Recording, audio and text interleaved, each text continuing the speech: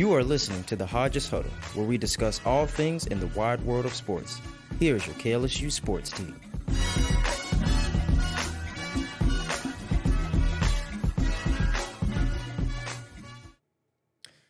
Welcome into the Hodges Huddle, everyone. I'm your host once again, Jaden Smith. And this time I'm joined by the rookie, Brock McMine, and the vet, William Gilreath, all dressed up for, I don't know, what is it, for Masters Week you dressed up for? Or? We'll go with that, yeah. Had fraternity composite pictures today, but also the Masters. Okay. So we'll say both those things. Okay. 2 birds, 1 stone. Yeah. Got it. How you doing, bro? I'm doing great.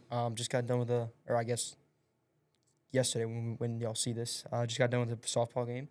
We won pretty handily, so. What was the score? 31-0. We won 31-0. Yes. Bro, I read something online the other day. All right. That you slipped and fell in the first game. Bro said I read this online. In front of, like, a bunch of girls, apparently. All right. Let me clear the air here, okay? Yes. Yes, that is true. Yes, it is. It was 3 girls, by the way. It was 3 people. And I was not wearing cleats. So for those who are playing softball out there, wear cleats. I wore them today. I didn't slip. But we're going to have some words after this pod for you bringing that up. Did they laugh at you? I don't know. I kind of blacked out because I was so embarrassed. I was just on the ground, just like, yo. It happens to the best of us. Yeah, I guess. It does. And I got out, which was even worse. But didn't you get, like, a hit today or something? I got 2, actually. All right, there you go. Made up for it. It balances out. We should start a team. A team? Yeah. 5 of us. KLSU team. We just need like 4 more people, yeah, and then we're good. But anyway, let's get right into it. It was a pretty eventful weekend as far as sports goes. Collegiate basketball season is over for the men and women's. South Carolina got run off the floor for the second straight year, this time at the hands of UCLA. Michigan, they didn't blow out UConn like I kind of thought they would. It was a pretty good game.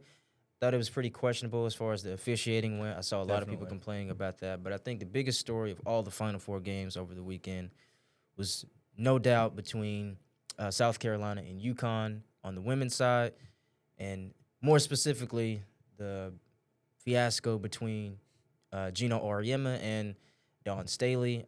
We all saw what happened. Just what you guys make of the whole thing. Yeah, just kind of like uncalled for, like especially after they lost. It was even more of a bad look for them. What was the argument they didn't shake hands before the game? Is that what the actual argument was, or was he just okay?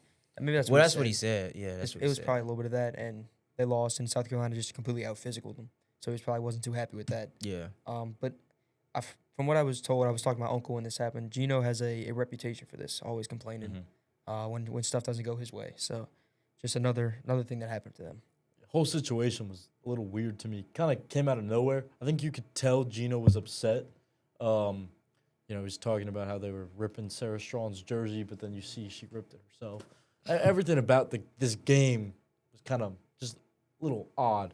I saw a clip, actually, to go back of what you said, of Pat Summitt. Was like, we only ducked on UConn once. Geno can't handle 2 or something like that. And that was in, like, early 2000s. So, I mean, I guess it's still going around today. But, yeah, it's just weird. I commend Dawn Staley. I don't know how she stayed somewhat calm during that. I mean, I think she handled that very well, especially in the press conference. And, I know since then statements have been released and people are going to move on with it. But I just think it's a weird situation. Definitely a sad way for UConn's season to end because they were undefeated. I mean, that win streak was very impressive. And now people are just going to think about Geno crashing out. Yeah. So, when I think it was, the coach interview that they do, like, going into each quarter. Mm-hmm. Yeah. During his interview going into the third quarter, I saw I think I was, like, folding clothes or something. And I just hear, in the background, Geno, like, raging in the interview. And I'm listening to what he's saying, and I knew right then, like, oh, yeah, they're losing this game.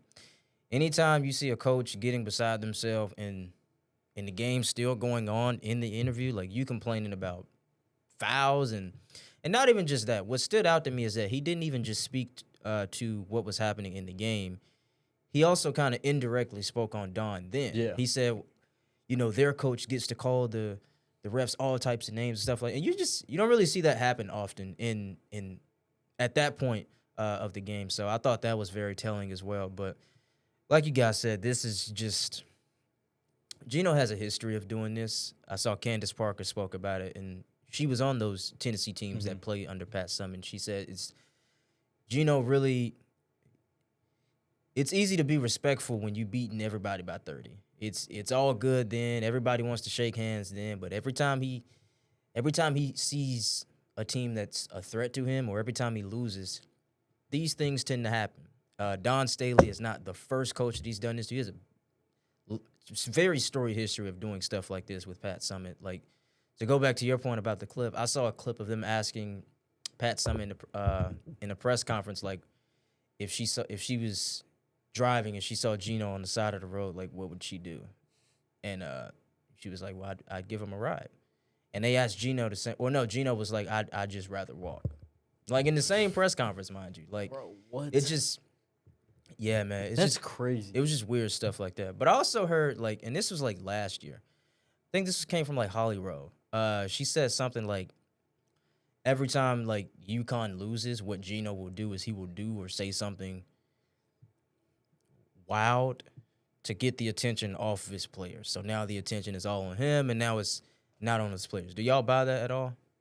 I don't think that's – I mean, even if that is what he's doing, I don't think that's a valid excuse or reason to treat well-respected people in his field with disrespect, blatant disrespect.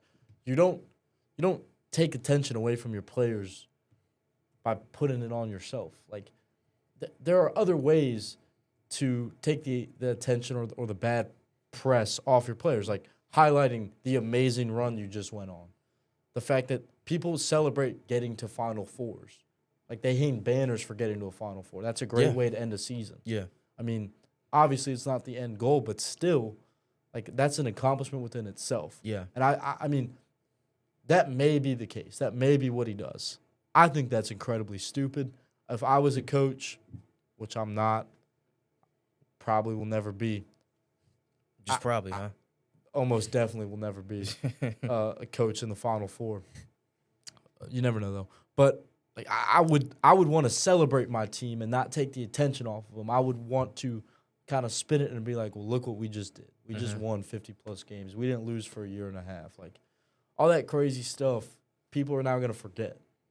So, yeah, I think when you win so much, like, it's an old saying, like, sore loser, but when you win that much, it's kind of hard. Like, you don't know how to react to a loss. I'm looking at it right here. In his career at UConn, he has an 88% win percentage. 88%. He's 1,250 and 165. He's won 88% of his games. That is insane. When you win that much, you don't really know how to react to a loss, especially on a big stage. He's made 24 Final Four appearances. That's, like, incredible. So, like, when you lose like that, it's kind of hard to take it. Yeah. I think that's a very fair point. And that's immediate. Like, I think that is a big reason as to why he tends to act like that when he does lose, because it's such a foreign concept to him. But still, at the end of the day, like, that's no reason to behave yourself like that, conduct yourself like that. And at the very least of it, like, yeah, you may not be used to losing, but don't take that out on me. Like, I shouldn't have to be the victim of, your nonsense. But let's talk about some more college talk. Michael Malone, former Nuggets coach. I thought he was prematurely fired from the Nuggets. Still don't know what happened with that, to be honest with you. But he is going to be the next head coach of UNC Tar Heels after they fired Hubert Davis after sort of a underwhelming season, I guess. I'm not sure what the contract terms are. But, yeah, how do y'all feel about this hire? And is this going to be good for North Carolina to remain in that? Will there always be a blue blood? But are they going to be able to, contend for Final Fours in the years to come? I mean, I don't know what this trend is with North Carolina going in and getting professional coaches and bringing them down to the college level. But they've done it twice now with Do Bill y'all think Belichick that works? going to get professional coaches? Yeah, it's interesting. It's interesting. I think it depends. I think with Mike Malone, I think in the sport of basketball, it's a lot easier than it is in football. In this specific case, I really do think that is the best hire. Who else thought UNC could hire Mike Malone outside of, I guess, their athletic director? And Yeah. And he's got family ties to North Carolina. His daughter plays volleyball there, so the motivation is clearly there. I just think, kind of reflecting on the Hubert Davis firing, I just think it was a weird time where it was like, all right, Roy Williams is retiring. Let's see what this program can be without him, and Dean Smith was obviously before him. Mm-hmm. And I just think, and that's another thing. I would not want to be the guy that has to follow exactly. Roy Williams. I don't think it was necessarily a bad decision to move on from him. But again, it's North Carolina. The expectations are going to be higher. I'm curious to see how long Mike Malone can last, because I think he's a guy that wants to maybe make that move back to the NBA eventually. But we'll see. I mean, especially now with NIL, it's sort of become the NBA in a way, in the sense. So I think it's a lot easier now than it was 10, 15 years ago. See, I disagree, actually. I think it is interesting he's going from the NBA to college, and I'd say they're very similar, but college, you have to recruit the guys. In the NBA, the guys get drafted for you. Yeah. Now he has to go ahead and get them, and he still has to pay them the big bucks that the NBA, maybe not that the NBA guys get, but in terms of college. Yeah. So I think it is going to be tough for him. But in terms of you don't want to follow Roy Williams, it's kind of what the conversation around Alabama football with Kalen DeBoer. Yeah. You don't want to be the guy that follows Nick Saban. You want to be the guy that follows him. And I think that's going to shape up well for him, especially at a blue blood like that. North Carolina recruits itself. So he's going to get the players. He's going to have good teams year in and year out. So I'm excited to see what's going to happen. I think we're going to see more of this in college sports. Head coaches going to the pros and then vice versa. So I'm excited to see what happens.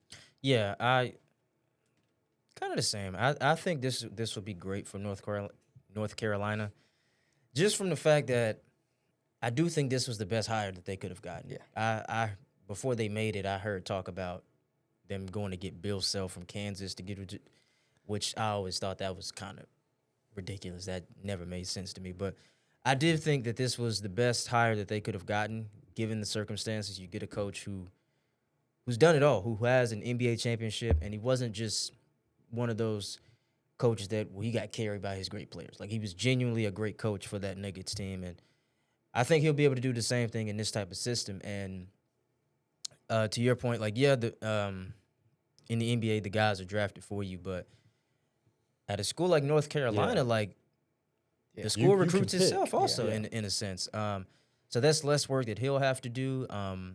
I am curious to see if this is going to be, if it's going to be legit, because a lot of times when former pro coaches go to the college level, it's not to stay there long term. It's not so they can, retire there. It's so they can go back there, do a good job there, and then find another job eventually in the pros. So I do think I am interested to see what it'll look like from that aspect.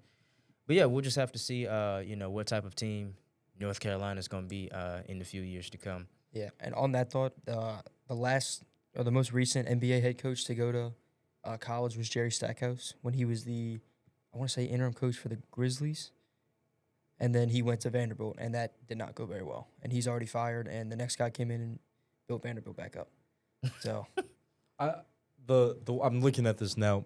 Mike Malone did have prior experience as an assistant coach in college, though, and I think that for sure will help. Will help. Granted, it was in 1988, from 1993 to 1998, not 88. Sorry, or 2001. Excuse me, but still some background in the college game.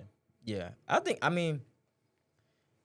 that'll help because, yes, college athletics has changed a lot in 25, 30 years, but I still think the overall sense of coaching 18, 19, 20-year-olds will sort of remain the same. You're going to remain coaching the same like-minded individuals that you would have coached 25 years ago. The only difference now is that they're not as permanent as they were, a quarter century ago. Let's talk about some LSU basketball, man, or an LSU basketball player. To the surprise of many, Bella Hines has entered the transfer portal. It is not clickbait. It really happened.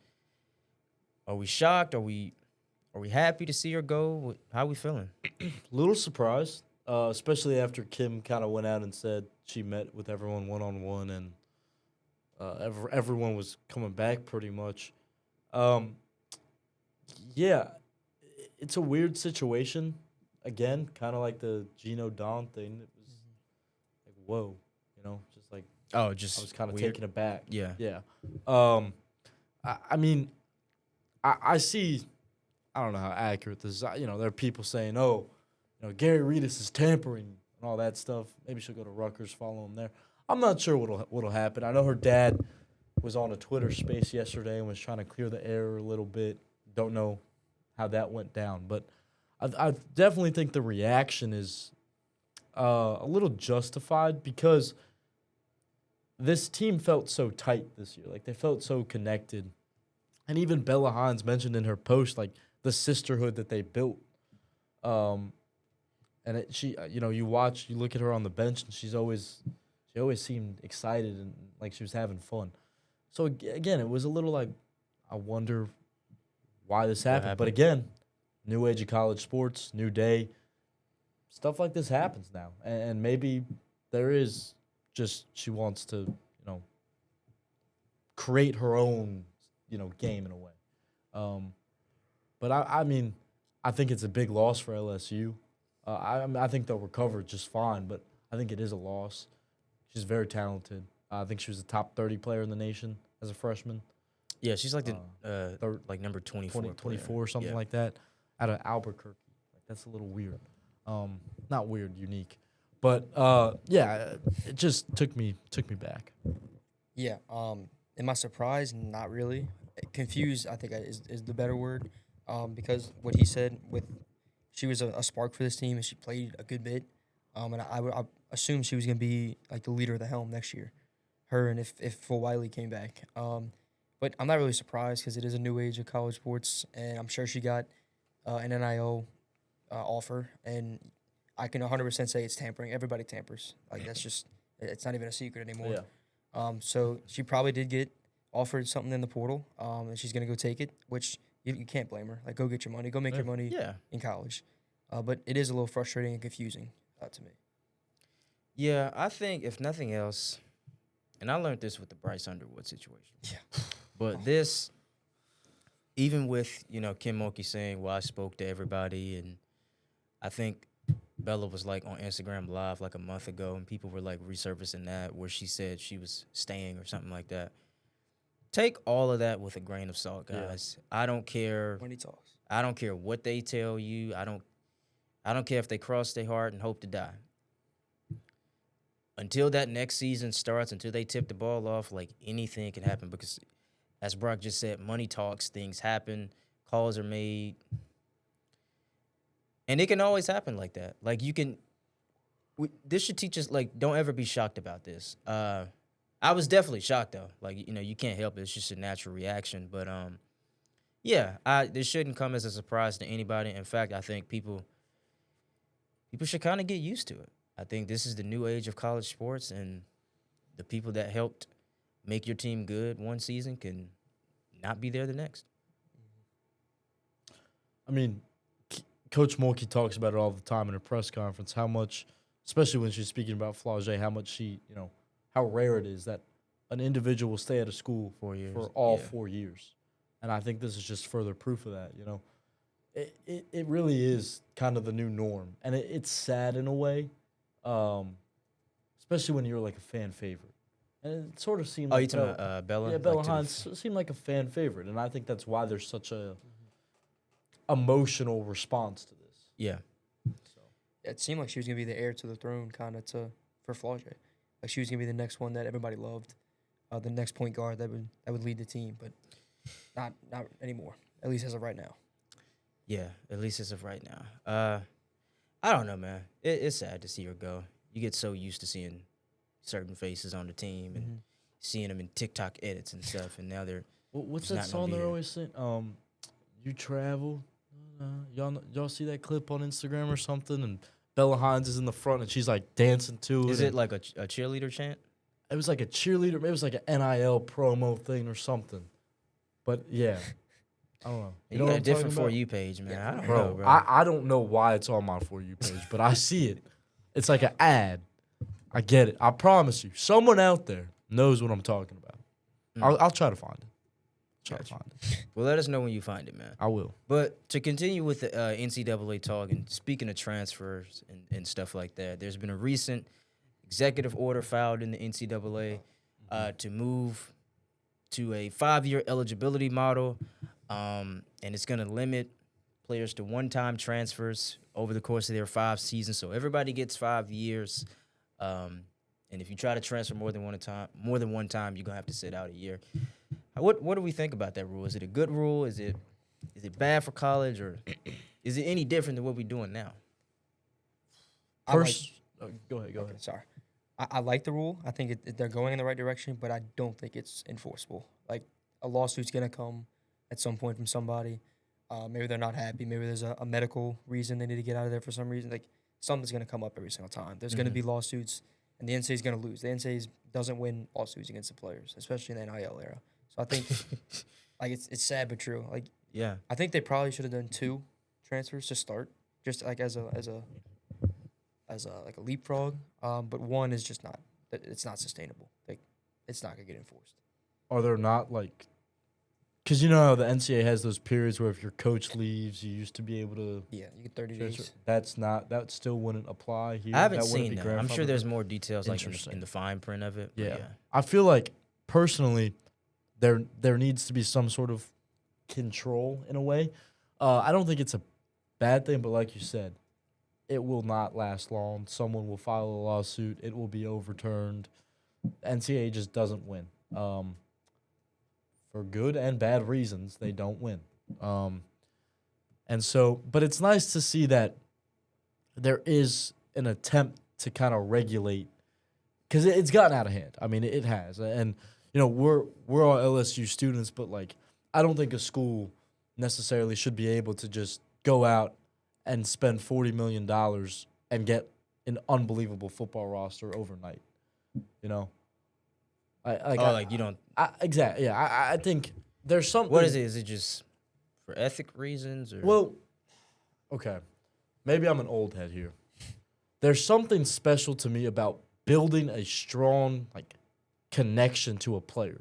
And in order to do that, I agree. they have to play there multiple years. Like, I mean, think back to 2019, for example. All right. Joe Burrow was only there for 2 years, but it was the only 2 years in college that he started.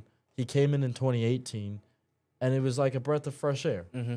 But no one expected 2019 to happen. Yeah. And when he made that jump, like, everyone was so happy because they saw what had happened. He had been there a year.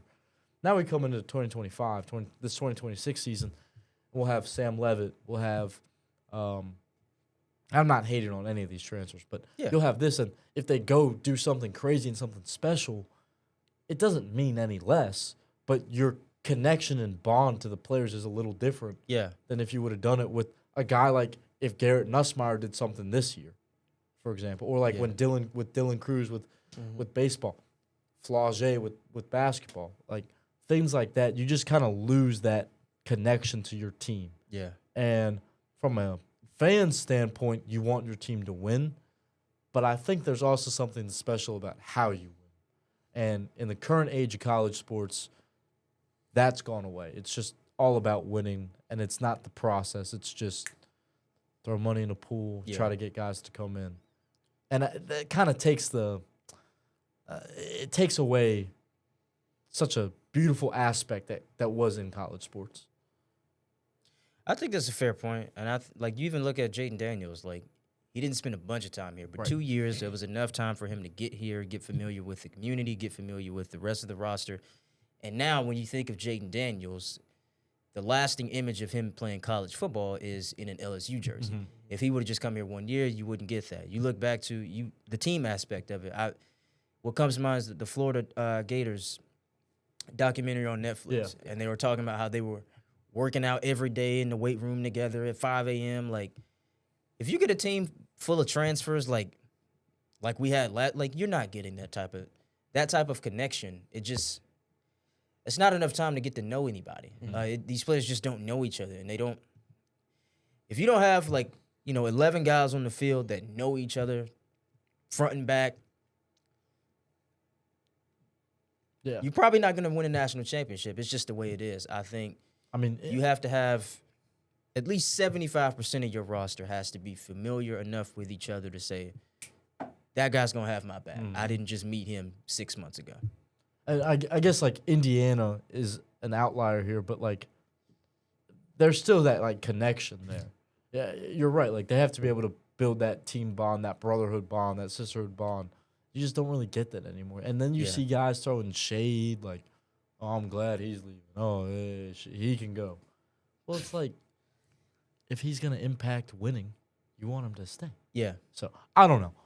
I'm glad there's regulation. I will say about Indiana, a lot of those guys who were transfers had great connections with Signetti? Signetti. Yeah. So. Yeah, they made the jump with him from JMU and all that stuff. So there's like, there's some nuance. There's a motivation behind it. Got you. Well, guys, it is April 18th, 7:21 p.m. April 8th. April 8th, not April 18th. But that means tomorrow, well, it's Masters Week, first of all, but that means tomorrow the Masters start. It's Masters Weekend. It's Masters Week, whatever you want to call it. That's why I'm wearing a suit. Y'all are golf guys. Is it y'all's favorite time of year as golf fans? Oh, absolutely. Yeah. Absolutely. There's nothing like Augusta. Nothing like Augusta. How are y'all feeling about it? Y'all excited or y'all?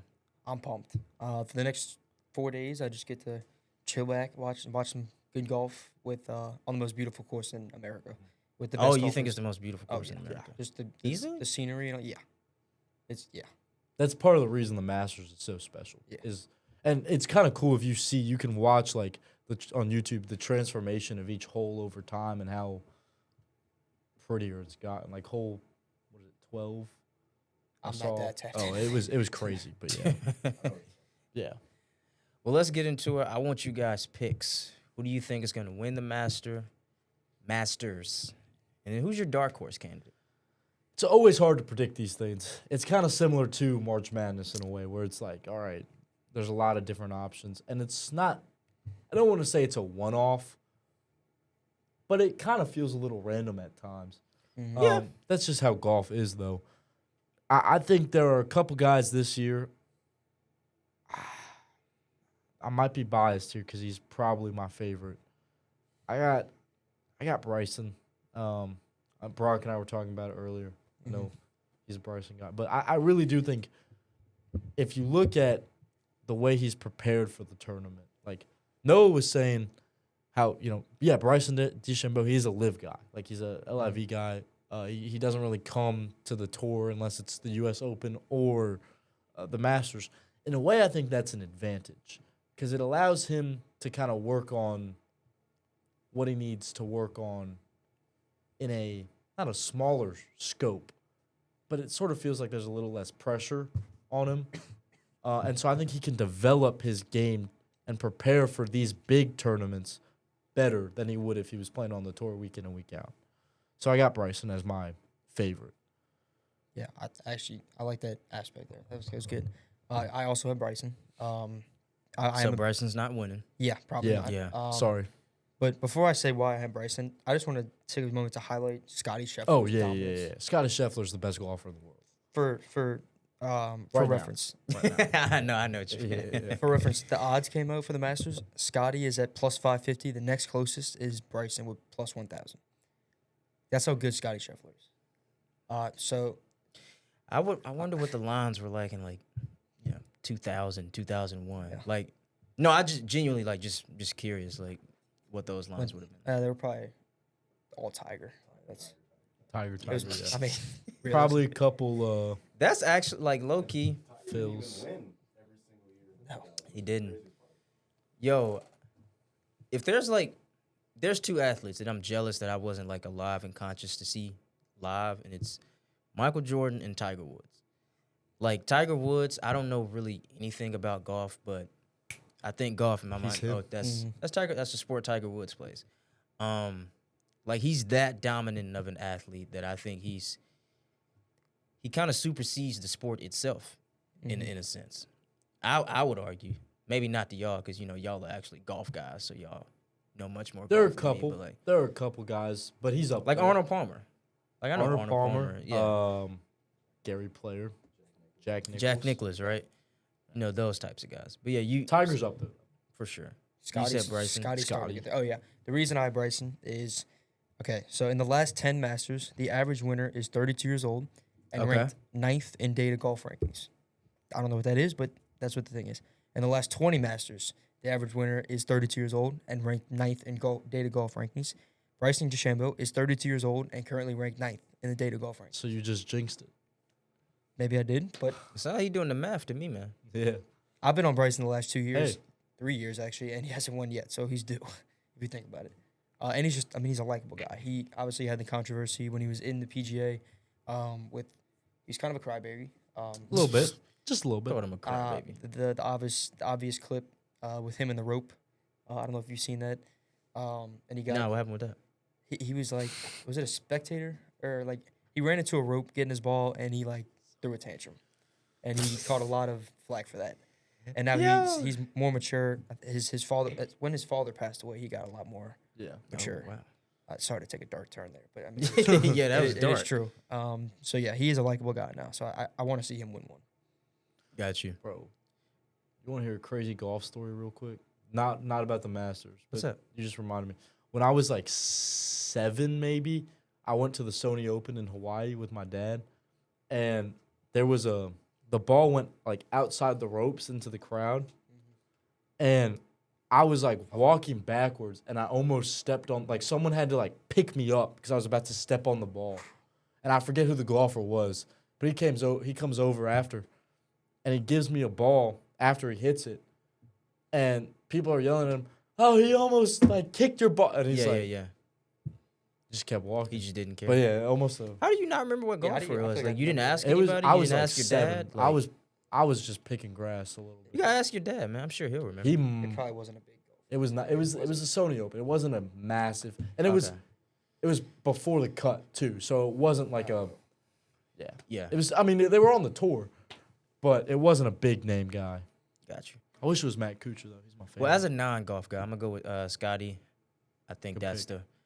the reasonable choice. I guess my second choice would be Bryson, but come on, Scotty. I got a Don't- dark horse right a here. dark Ready? horse. Who? Ludwig. That was gonna be mine. Give me Okay. Aberg. I'll tell you why. He's been so close. Like he's been close. What did he finish last year? Wasn't he leading most of last He year? Or was that led. 2 years ago? No, he led He the led? first 2 days, right? And then Rory kind of Yeah. came back. Then Justin He's been Rose. close, and this is his course in a way. Like he performs best at Augusta. I don't know how. I don't know why. He just does. He was just built for it, man. I also would like to see. I don't know if it's gonna happen, but I would like to see Scotty. It's not a dark horse, but I would like to see Scotty win again. I would like to see that. You picked the brightest horse. I know, but Not even. I'm okay. Like I'm okay with if those 3 guys win. My dark horse, it was gonna be Ludwig, but I'm gonna go with Justin Thomas. Got you. He's also a likable guy. He actually had a hole in one today in the par 3 contest. And I saw that and I was like, that's my dark horse. No That's reason. actually on my bucket list A hole in to one. hit a hole in one. I played. I may never do it, but I'll tell you another guy I don't want to win. I don't want Bubba Watson to win again. I only know Bubba Watson because of the watches. Yeah. That's the only reason I know Bubba Yeah. Watson. I think He's so. playing this year. I'm like Oh. 90% sure. Okay, give me Sam Burns. That's a dark horse. Oh, LSU guy. Yeah, I don't Go even know why. Tigers. Plus 10,000, but Man, Dark horse I'm indeed. trying to find Bubba Watson's odds because I don't. The even amount see- of LSU posts that you're gonna see if he wins is just gonna be nauseating. Bro. It's gonna be so annoying. Bubba Watson. Oh my. Plus 75,000. Dark horse pick, Who? Chris Goddard. Yeah, I like that one. I do. He's missed the cut maybe one time. He won the Phoenix Open. He's 5 in his last event at the Houston Open, and he's finished consistently in like the top 30. I forget how many golfers there really are. Oh, is Fred Couples the guy who's like made 40 something starts in the match? Yes. Have you heard about this? I He's haven't. 66 years old and he's made like 41 starts on the tour. Is it the tour or 41 master starts? I think it's the Masters. I think it's 41 master starts. It's like the most all time, and he's still kicking it. So he's the LeBron of. I guess He's he's the Udonis Haslem. the That's not. Yeesh. low key, yeah. Well, Fred Couples was good at one point. Yeah, that's Well, so was a Udonis solid Haslem. player at one point. But Fred Couples was. yeah. He was like the man. All right, Okay. maybe he's like Vince Carter. Okay. I think that's more accurate. Vince Carter for like, That's what, probably 21, 22 years? That sounds about right. Yeah, maybe Chris- he's like Chris Vince Paul. Carter. Ugh. Yeah. But let's talk about my favorite What, part has of he Masters. won anything? Who? Fred Couples? Maybe he is Chris Paul. I don't know. Anyway, sorry. Maybe he is. But what I think is the best part of Masters Week, the Masters Champions Dinner. I look forward to these social media posts about this every year. It's actually, I actually want to go to the Masters once just so I could eat, one of the Champions Dinner. Well- It means that much to me. Well, you wouldn't get to eat it. I know. You're gonna no. Yeah, he is because you're gonna pick up golf. You're gonna I'm gonna learn how to qualify. play. You're gonna qualify as an amateur, Uh-huh. and you're gonna go and win the Masters. You know what's funny? When I was thinking about what we're going to talk about today, and I said, okay, we're going to talk about the Masters. When I listen to music, a lot of times I daydream, and I was daydreaming about, what if I just started playing golf right now, just got really good at it, and just made the Masters? Won't ever happen, but A lot easier. It's said like than done. it's like you do that, and I'll coach a Final Four. yeah. Yeah, let's talk about these Masters Champions dinner menus. What's y'all's favorite ever Masters Champion dinner menu? Shout out Noah for this one for pointing this out. It's 2016 Jordan Spieth. Let me just read this for you. A salad for his. I guess that's the. We'll skip appetizer. that. Yeah, I'm cool on the salad, bro. his- I'm good. I got personally, I'd pick a Caesar salad. That's just me. Okay. Yep. Glad we're I here like right there. Caesar salads. Then his main was authentic Texas barbecue. He had beef brisket, smoked half chicken, pork ribs, barbecue baked beans, bacon and chive potato salad. Stay away from that one. Sauteed spring beans, grilled zucchini, and roasted yellow squash. Now I'm not gonna lie, I wouldn't eat the last three of those. Yeah, but he the kinda rest of it lost sounds me pretty there. good. And then a warm chocolate chip cookie with vanilla ice cream as a dessert. That's a good Masters dinner right there. You can't go wrong with chocolate chip cookies and vanilla ice cream. You really can't. Will, are you going with that one too? I was to be different. I would go with Patrick Reed. He had a Caesar salad, 2019 Caesar salad. We just talked about that. Prime bone-in cowboy ribeye. This was my second. Yeah. Cowboy ribeye. Bone-in. That's fire, bro. That Mac and sounds- cheese, cream spinach. I'll pass on that. Steamed broccoli. You lose me there. But he really just wins me with the ribeye. Like, bone in too with that. That's pretty impressive. I'm gonna go Tiger Woods 1998. He's a cheeseburger, grilled chicken sandwich, French fries, strawberry and vanilla milkshakes, shrimp cocktail, olives. Won't be touching that. Prime filet mignon, sautéed sea bass, twice baked potato, fresh corn. Filet. Yeah, filet mignon. Why, you wish you would have picked that I now? wish I would have picked that now. It's all good. And then, he has the two wines at the bottom. I don't know what that is. You don't know what wine is? John I'm Rahm was 19. good too. Yeah. John Rahm, 2024. Yeah. Go Hold on. look up his order. He's Spanish, so he had like a. So in this hypothetical world, Jay, where you do win the Masters, well, not hypothetical, in the future, when you do win the Masters, what's yours going to be? My master's dinner? Yeah. All right, appetizers. Right now, we're going hot honey chicken sliders, sushi rainbow rolls. I'm not a sushi guy. I'm trying to think. What's a good Louisiana dish that could go as an appetizer? I can think of a couple. Think. All right. You could do a cup of gumbo. You could do boudin. You could do. What is it? April? Nah. You could even Gumbo don't do really go in April. like mini po' boys. Hush puppies. Hush puppies. I like hush puppies. So those are gonna be the appetizers. Mini po' boys like a sin? Is that like not a thing?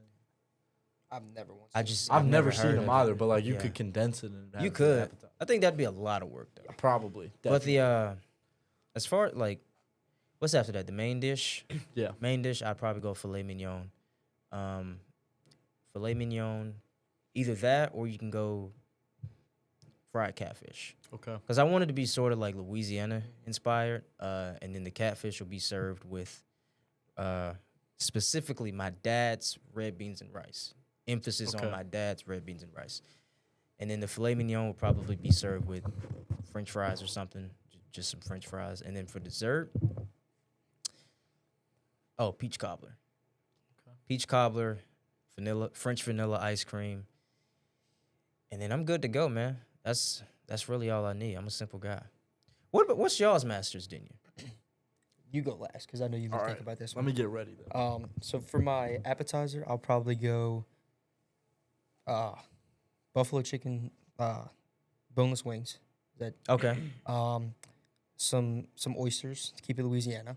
I don't even like oysters, but I would put that on there. Char-grilled or fried? I don't like either, but I'll go charbroiled. That. So I can knock that out. And then for my main, I'm gonna go crawfish pasta. Crawfish pasta. It's I've so never good. heard of that. Yeah. Can we zoom in on Will's Bro, I face? haven't had anything to eat today, Crawfish so pasta. like this is like music Oh, we to should my have did this segment first then. ears. Yeah. Crawfish pasta, and then probably filet mignon, just because it's Filet so mignon. good. Yo, filet mignon is. Top tier. I had it once at. What was that restaurant? Y'all weren't here. Texas de Brazil is. Mm. Oh my gosh, it's lovely. But yeah, Oh, what's your and dessert? then my dessert, probably creme brulee. Creme I'll give brulee. me Creme brulee. Will. Oh god. Oh, he had to put the glasses on for this one. Let's step into the kitchen. That I'm not cooking it. Ready? For the appetizer, we're gonna go Italian. All right. So I'm gonna do meatballs. We're gonna do a small little plate of like shrimp Alfredo or something. Just a small little plate. Maybe like Might as well do spaghetti if you're gonna do the well, meatballs. hold on. For appetizer. Yeah, this is just the appetizer. It's just the appetizer. Meatballs could be an appetizer, Yeah. Not like the giant not the ones. Alfredo. No, Well, no. But the no. meatballs for sure. Yeah, we'll do, look, shrimp Alfredo, or you could do spaghetti with the meatball. Emphasis on the garlic bread, like a lot of garlic bread. This is a Okay. carb-heavy meal, all right? For the main, okay? Specifically, my dad's prime rib, cooked medium rare, medium not allowed, medium rare. I'm telling you. Medium rare, Medium rare. Prime rib, That's medium what, rare. I thought I was crazy. For Bro. disagreeing. Bro, It's what? not done cooking, man. Medium. Medium's the It's- perfect one. The cow's still mooing. Oh, Medium rare. No, Like, medium rare. Not rare, medium rare. oh, that's better. Medium. All right, go ahead. Go ahead. All right. Mashed potatoes on the side, lots of gravy. I'll let you get, you could opt for a baked potato instead too. Okay. We'll do some Texas toast. I said carb heavy. You already got garlic bread. We're keeping up the trend here, all right? We'll do if you don't want the prime rib, maybe there'll be some like pulled pork sliders or something. You also, I want to say this, like, you can't give people too many options. Like, this is my dinner. All right, yeah. It's my We're just dinner, going with man. the prime rib. Go Yeah. with the prime. Medium rare. Yeah. Medium rare. I will peer pressure people into eating this medium rare. Now, and we'll do some mac and cheese. We'll throw some mac and cheese in there too. Okay. This is No. a lot of food. Yeah. For the I- dessert. For the Yeah. dessert. Ready? My mom's chocolate chip pound cake Okay. and some bread pudding. And that's it. Man, I Well, if you're forgot. gonna have pound cake, you gotta have ice cream. There'll be ice cream. Yeah, there'll be ice cream. Took Okay. a left line. All right, I'll change my dessert since y'all both mentioned your parents' food. My dad makes this. I couldn't even tell you what it is. It's scrambled eggs, French toast, and just listen, and cinnamon rolls all cooked together. It's so good. Yo, I wait, swear, that sounds good. Wait, scrambled eggs, French toast, and cinnamon rolls. What do you mean cooked together? Like in the batter? No, like in a pan. It's hard. So to it's like a casserole in Kinda. a way. Yeah, kind of like a Next time he makes it, I'll Do you send a pour picture. like the egg over the? No, the egg's on the bottom. Okay. Interesting. It's there's a crust top, like a. Okay, got you. And next time he makes it, I'll send a picture to y'all, or I'll just bring some. Yeah, do It'll that. be Do like- that. Yeah, do that. Actually, yeah, it's so Gotcha. good. Got you. Well, that's gonna do it for us here today in the John Fisher podcast. Let us studio. know y'all's in the Yeah, comments. let us know you guys. What you would have at your master's dinner ceremony. I was your host today once again, Jaden Smith. Today I was joined by the rookie Brock McMine and the vet William Gilreath. Thank you guys for watching, and this has been the Hodges Huddle.